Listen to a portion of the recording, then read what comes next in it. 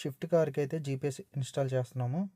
So shift కార్కి మన ఈ స్టీరింగ్ ఉంది కదా, దాని కింద డోర్ అయితే ఓపెన్ చేయాలి.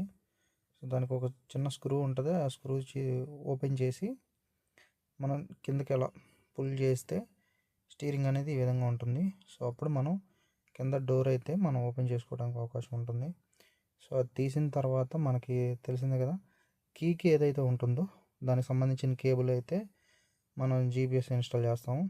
అక్కడే మనకి పవర్ కేబుల్ కానీ ఇగ్నిషన్ కానీ ఉంటుంది.